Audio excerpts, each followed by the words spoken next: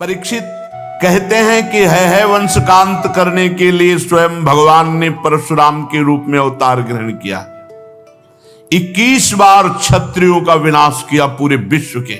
राजा परीक्षित ने पूछा, प्रभु क्या अपराध हो गया क्षत्रियों से कि भगवान परशुराम जी ने 21 बार घूम घूम करके पूरे भूमंडल से क्षत्रियों का विनाश किया। श्री सुखदेव जी महाराज कहा कि परीक्षित, ये उन दिनों की बात है जिस समय है वंश का अधिपति शास्त्राबाहु अर्जुन, वो एक महान बलवान श्रेष्ठ राजा था और खास बात उसने दत्तात्रेय जी को प्रसन्न कर लिया था, अवधूत शिरोमणि दत्तात्रेय जी, और उनसे 1000 भुजाएं, कभी शत्रु से युद्ध में पराजित न होना, कभी कोई ऐश्वर्य की कमी न होना, जो इच्छा करे वो प्राप्त हो जाना, ये सब वरदान प्राप्त किए थे भगवान दत्तात्रेय जी से।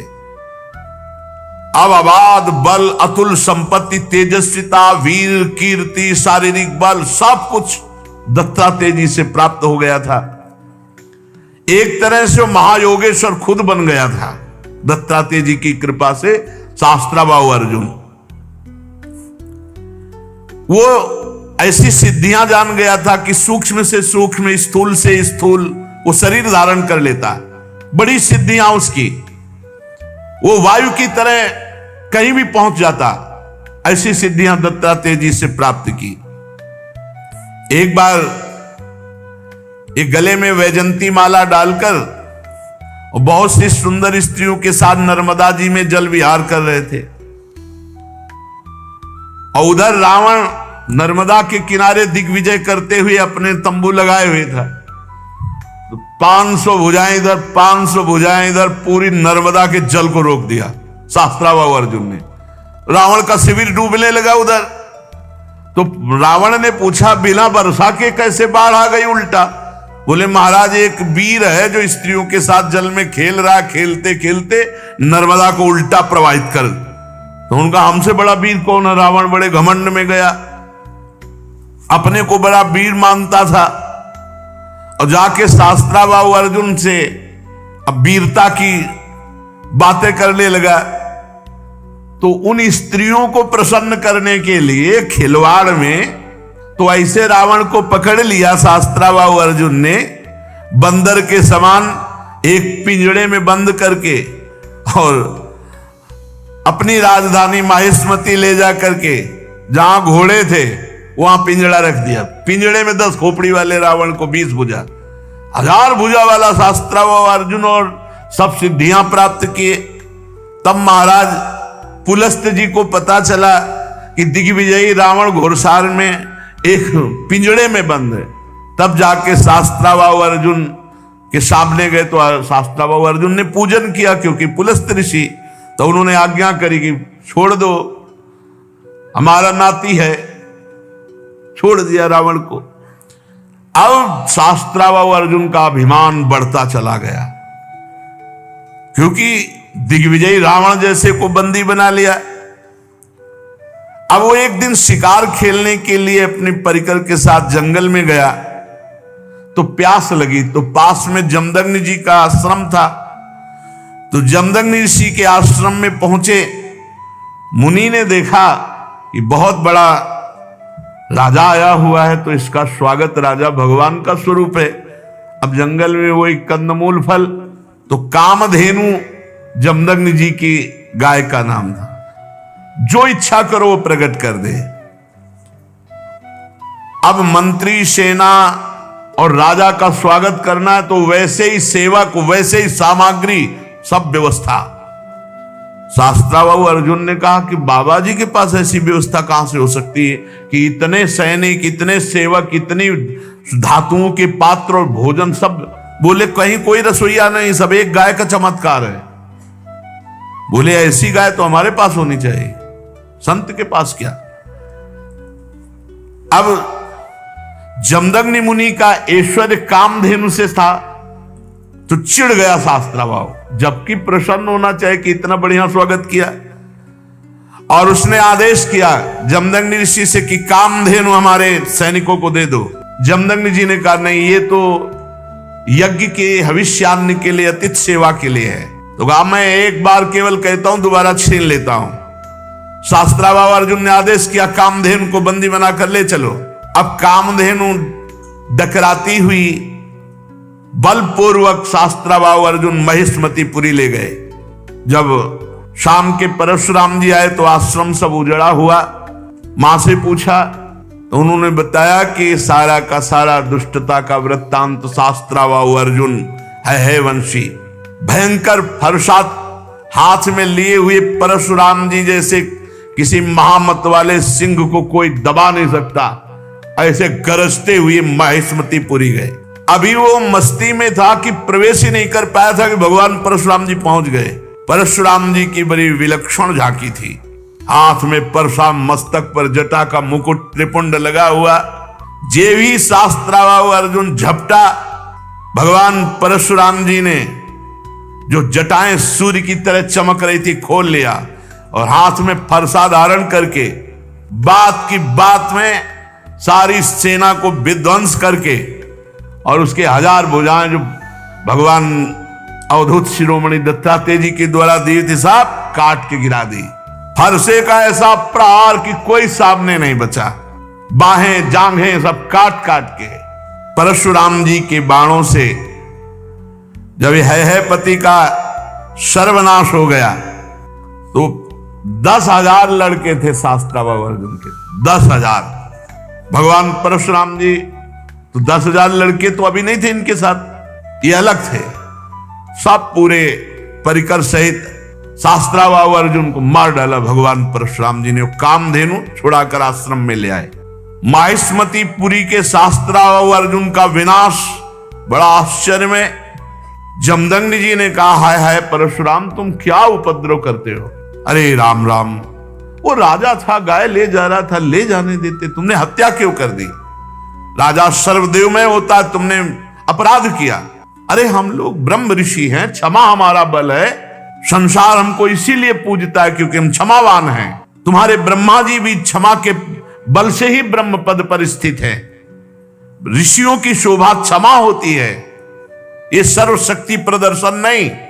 भगवान तुम पर प्रसन्न हो, अब तुम तप परायण हो, तुमने अपराध किया, राजा का वध किया, ये ब्रह्म हत्या से भी बढ़कर है। जाओ तीर्थों का सेवन करते हुए तप करो और इसका प्रायश्चित कर डालो। भगवान परशुराम जी घुटने टेक कर जमदग्नि जी के आगे जो आज्ञा। अब 1 वर्ष तीर्थ यात्रा करके अपने आश्रम पर आए। परशुराम जी की माता रेणुका गंगा तट पर संध्या के लिए गंगा जल आदि लेने गई थी। वहां एक गलती हो गई माता जी से। आज सत्संग में कहा, नेत्र वाणी कान संभाल के नहीं अपराध बन सकता किसी से भी। तो वहां गंधर्वराज चित्ररथ अप्सराओं के साथ जल विहार कर रहा था। गंधर्वराज के जल विहार करते समय अंग प्रत्यंग और अप्सराओं की वो क्रीड़ा माता जी कुछ क्षण देखती रही। अच्छा लगा, बस कोई कामना नहीं हुई, कोई मलिनता नहीं आई, बस देखती रही, अच्छा लगा। और भूल गई कि संध्या का समय पतिदेव तर्पण आदि के लिए इसमें लिखा हुआ है कि उनका मन गंधर्वराजम क्रीडंतम मत्सरोभिर पश्यत, अच्छा लगा। विलोकयंती क्रीडंत मुदकार्थम नदीम गताहा, उनका मन खिंच गया चित्ररथ की इस अप्सराओं से केल। कहा जमदग्नि जी का एकांतिक भजन में स्वभाव, और माताजी ने जब चित्ररथ गंधर्व की केली देखी अप्सराओं से तो अच्छा लगा। बस ये संध्या का समय बीत गया। भगवान जमदग्नि जी इंतजार करें, ऐसा कैसे हो गया कि संध्या की अवहेलना हो गई और अभी तक रेणुका जल लेकर नहीं आई। अब जे ही होश आया जमदग्नि ऋषि को, भयभीत हो गई कि अब तो भारी अपराध बन गया। वो महर्षि के सामने आई है, गंगा जल का कलश रखा, हाथ जोड़कर खड़ी हो गई। जमदग्नि मुनि ने कहा मैं देख रहा था तुम्हारा मन चित्ररथ गंधर्व की केली देखने में खिंच गया। तुम अपराधी हो, पापिनी हो, तुम एक ब्रह्म ऋषि की पत्नी होकर ऐसा कैसे देखा? इसका दंड है मृत्यु। ऐसा कठोर शासन। अन्य पुत्रों से कहा मार डालो इसको, रेणुका को। किसी भी पुत्र की हिम्मत नहीं हुई। इतने में तीर्थ यात्रा करके भगवान परशुराम जी आए, प्रणाम किया तो उनका बेटा मां और भाइयों को मार डालो। परशुराम जी ने कोई विचार नहीं किया, तत्काल मां और भाइयों के फरसे से गले उड़ा दिए। सत्यवती नंदन महर्षि जमदग्नि जी बहुत प्रसन्न हुए और कहा बेटा तुम्हारी जो इच्छा हो वरदान मांगो। परशुराम जी ने कहा मेरी मां मेरे भाई जीवित हो जाए, उनको ये पता भी न रहे कि मैंने वध किया है। तत्काल जीवित हो गए।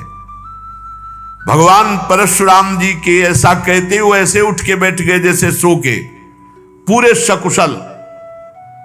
परशुराम जी को पता था हमारे पिता जमदग्नि जी कितने महान पवित्र ऋषि और तपोबल संपन्न हैं। शास्त्राबाहु अर्जुन के वध का प्रायश्चित कर लिया था। परशुराम जी एकांत आश्रम के कोने में बैठकर ध्यानस्थ थे। बहुत दिनों के बाद शास्त्राबाहु अर्जुन के लड़कों के हृदय की जलन, वो आए और देखा महर्षि जमदग्नि अग्निशाला में ध्यानस्थ बैठे हैं। उनको बाहर की कोई शुद्ध नहीं, वो सब प्लान बना के आए थे। पूरे आश्रम को उजाड़ दिया और माता रेणुका बड़ी दीनता से प्रार्थना कर रही थी, एक भी बात ना मानी और जमदग्नि जी का सिर काट ले गए। जमदग्नि जी ध्यानस्थ थे। बड़े नीच कार्य किए आश्रम में। रेणुका जी चीख पड़ी बेटा परशुराम। ध्यानस्थ थे भगवान परशुराम जी। उनका मां का करुण क्रंदन, भागे फरसा लेकर। जब नजदीक आए तो देखा जमदग्नि जी का सर काट ले गए। परशुराम जी को अत्यंत क्रोध। माता से कहा कि बिलाप मत करो, वीर पुत्रों की मां बिलाप नहीं करती। आज मैं प्रण करता हूं कि विश्व में क्षत्रियों का संहार कर डालूंगा, एक भी क्षत्रिय विश्व में नहीं रहेगा। अभी पीछे जो आप चरित्र सुन रहे थे उनमें एक घाघरा के नीचे माई के बालक क्षत्रिय छुपा लिया गया था। ताल जंग, वो क्या उनका नाम विस्मरण हो रहा, जंघा में के पास छुपा लिया था। वही केवल बचा था, उसी से क्षत्रिय वंश चला। पीछे चर्चा में भी आया था। भगवान परशुराम जी ने भगवान शंकर का स्मरण करके संकल्प लिया कि विश्व में क्षत्रिय नहीं रहने देंगे। परशुराम जी माहेश्मतीपुरी में गए और 10,000 पुत्रों के अलग अलग सर काट करके रख दिए और पूरे नगर का विनाश कर दिया। भारी पर्वत ऐसे सिर का मुंड ऐसे इकट्ठा कर दिए काट काट के, और कहते जाते ब्रह्मघाती तुम्हारा विनाश परशुराम करेगा। रक्त की नदी बहा दी, इतने काटे। जो राजा थे, क्षत्रिय थे, ब्राह्मण द्रोही क्षत्रियों का हृदय कांप उठा। भगवान वर्तमान में जो क्षत्रिय असुर स्वभाव वाले हो गए थे, उनके विनाश के लिए ही प्रकट हुए थे। इसलिए अपने पिता जमदग्नि के वध का निमित्त बनाकर 21 बार, एक बार घूम के काट डाला, फिर 2 बार घूम के, 21 बार पूरे विश्व में घूम करके 5 तालाब समंत पंचक में रक्त के बना दिए काट काट के। और फिर अपने पिता का सर जो सुरक्षित रखा हुआ था माता के पास, जोड़ा और पुनः जीवित कर दिया। पहले 21 बार क्षत्रियों का विनाश किया, फिर अपने पिता का सर ला के जोड़ा। और फिर बाद में सबके प्रायश्चित के लिए यज्ञ की और 7 दिशाएं जीत करके ब्रह्म ऋषियों को दान कर दी। इसके बाद यज्ञांत स्नान किया और समस्त पापों से मुक्त होकर मेघ रहित सूर्य के समान तेजस्वी परशुराम जी जमदग्नि जी को स्मृति रूप संकल्प में शरीर की प्राप्ति हुई। भगवान परशुराम जी से सम्मानित होकर उस सप्त ऋषियों के मंडल में 7वें ऋषि होकर आज भी विराजमान है। परीक्षित कमल लोचन जमदग्नि नंदन भगवान श्री हरि परशुराम बन करके आए और क्षत्रियों का विनाश करके जगत का मंगल किया। आज भी भगवान परशुराम जी विराजमान है महेंद्राचल पर्वत पर बड़े शांत स्वरूप। सिद्ध गंधर्व चारण उनके चरित्रों का गान करते हैं। सर्वशक्तिमान विश्वात्मा भगवान श्री हरि जब राम रूप में अवतार लिए और जब धनुष भंग हुआ तो अजगौ का खंडन सुनकर परशुराम जी के हृदय में क्षोभ हुआ कि फिर कोई क्षत्रिय ऐसा पैदा हुआ, क्योंकि वो सब विनाश लीला करके शांत। कौन ऐसा पैदा हो गया जो हमारे गुरु का अजगौ खंडन कर दिया। अब ध्यान के द्वारा, वहां फोन से तो मतलब नहीं, ध्यान के द्वारा देखा, बोले विदेहराज जनक की नगरी मिथिला पहुंच गए। इनके चलने से ही पृथ्वी कांपती थी। देख ले कि परशुराम जी आ रहे तो मतलब जितने भाग पाए नहीं, चरणों में लौट जाते थे अपने बाप बाबा का नाम लेते हुए। ऐसा सहजे चितवन मनोह रिसाने, ऐसे देख लिए तो समझ गए हमारी आयु पूरी हो गई। कोई भी हो, ऐसा रुद्र रूप भगवान परशुराम का। पिता सहित नाम लेकर सब दंडवत प्रणाम। महाराज जनक भी सब सीता जी को लाके, विश्वामित्र जी राम लक्ष्मण को लाके दंडवत कराई। भगवान परशुराम ने कहा, जनक इस सभा में कौन ऐसा है जो हमारे गुरु भगवान शंकर के अजगौ का खंडन करने वाला है। सारी सभा उसको छोड़कर अलग हो जाए या वो सभा को छोड़कर अलग हो जाए, नहीं अभी सारी सभा मारी जाएगी। अब तो कोई उनके ये थोड़ी था कि केवल भाषण ही दे रहे हो। उन्होंने 21 बार क्षत्रियों का, पूरी जनकपुरी में हाहाकार मच गया। जानकी जी को एकांत लेकर उनकी माता रोने लगी, सब बन गया था बिगड़ गया, नहीं तो बढ़िया बन गया था। अजगौ खंडन हो गया, राम जी के साथ सिया जी का ब्याह। बाहर उलरे चलाए दे रहे थे परशुराम जी। लक्ष्मण जी ने कहा, महाराज थोड़ा शांति धारण करो। शांति, ऋषि का स्वरूप शांत, घोर वेश धारण किए हुए हो, कैसे बार बार, ये ऋषियों की मर्यादा। अरे ये किसका लड़का है, हमको समझा रहा है। परशुराम जी हमको समझा रहा है, हमारा गीत न विश्वामित्र जी का बता दो हम कौन है। अरे लक्ष्मण जी ने कहा, गुरु जी के बताने की जरूरत नहीं, आप कई बार बता चुके हो। आपने तो अपने मुख से कई बार बताया कि आपने फरसा से क्षत्रियों को काटा, ये वो खूब बता चुके हो। महाराज यहां कुमड़ बतिया को नाही, जे तर्जनी देख मर जाही। ये बार बार उलरो मत, गुस्सा मत दिखाओ। यहां कुम्हड़ा की बतिया नहीं कि तुम्हारी तर्जनी उंगली देखने से हम, महाराज हम रघुवंशी हैं। जहां परशुराम जी का क्रोध बढ़ता वहां राम जी आगे आ जाते, हाथ जोड़कर विनय करने लगते। तब उन्होंने कहा, पहला फरसा तुम्हारे चलेगा। राम जी से कहा कि पहला, क्योंकि जब हमको क्रोध आता है, ये छोटा राजकुमार क्रोध दिलाता है, इसको तो समझाते नहीं और हमसे विनय करते हो, और हमें लगता है कि तुम ही ने अजगौ खंडन किया है। राम जी ने कहा, हां आपका कोई दास, निज दास, वही ऐसा करने के साहस कर सकता है। अरे दास तो सेवा करता है, स्वामी के प्रति अपराध नहीं करता है। और बहुत क्रोधित होकर के तब उन्होंने कहा परशुराम जी से, सावधान, अभय होए जो तुम्हें डराए। पहली बात तो जो आपसे डर जाता है वो अभय हो जाता है, क्योंकि आपका स्वरूप ऐसा है। और दूसरी बात हम आपको बता रहे हैं, हम रघुवंशी हैं। काल भी सामने ललकार दे तो कदम पीछे नहीं हटाते। भगवान श्री राम के गंभीर वचन जे ही कान में पड़े वो आंख में आंख मिलाई तो थर्रा गए परशुराम जी और कहा, एक हमारा संशय निवृत्त करो, इस धनुष पे प्रत्यंचा चढ़ा दो, बस मेरे हृदय में कुछ संशय हो गया। ऐसे ही जेव ही लेने को हुए से धनुष आ गया, खिलवाड़ में चाप चढ़ा दी। तो उनका भगवान श्री हरि के सारंग धनुष पर चाप केवल श्री हरि चढ़ा सकते हैं। आप श्री हरि हैं, आप हमारे भगवान हैं और भगवान के चरणों में झुके। और उस दिन जो चाप चढ़ा तो भगवान श्री राम ने कहा, आपकी आयु को नष्ट कर दे या आपके तप को नष्ट कर दे, क्योंकि बाण व्यर्थ नहीं जाएगा।